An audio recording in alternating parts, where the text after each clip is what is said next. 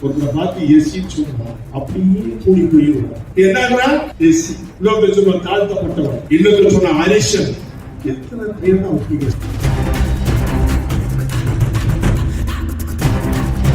நாங்க எஸ்சியை கிடையாது.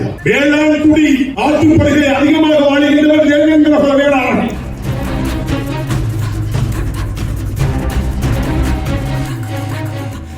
நிறைய பேர் என்கிட்ட கேட்டாங்க, என்னென்ன பட்டியல் வெளியேற்றம் கேட்குறீங்களே, இல்லை என்னென்ன அர்த்தம்னு கேட்டாங்க. பட்டியலிலே இருந்து கொண்டு பள்ளியில் படிக்கையிலிருந்து இன்று வரை கூனி குறுகி ஒருத்தரை பார்த்து எஸ்சின்னு சொன்னா அப்படியே கூனி குறுகிடுவோம். என்னடா எஸ்சி, இன்னொருத்தர் சொல்லுவான் தாழ்த்தப்பட்டவன், இன்னொருத்தர் சொன்ன அரிசன். எத்தனை பெயரடா வைப்பீங்க? அப்படி எல்லாம் மாற்றம் வேணும்னு சொன்னா எங்களை அங்கிருந்து தூக்கியா. நான் அங்க எஸ்சியை கிடையாதையா. வேளாண் குடி ஆட்டுப்படுகளை அதிகமாக வாழ்கின்றவர் தேவேந்திர வேளாளர்கள். அவர்கள் தான் இன்னைக்கு நாட்டுக்கு சோறு ஓடுகின்ற கூட்டம். என் கூட்டம், உழைக்கின்ற கூட்டம், உருக்காரிய கூட்டம்.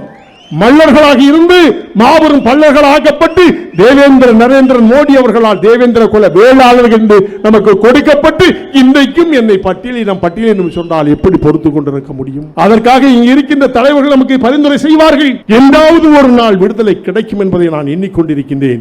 அந்த நாள் தான் நமக்கு முழு சுதந்திர நாள் என்பதை எண்ணிக்கொள்ள வேண்டும். நாங்கள் பட்டியலிருந்து வெளியே செல்லவிருக்கிறோம். என்றாவது ஒரு நாள் நிச்சயமாக வரும். அதற்கான எடப்பாடி அவர்கள் வருவார். நிச்சயமாக நமக்கு இவர்கள் எல்லாம் சேர்ந்து தருவார்கள் என்று நம்புகின்றேன்.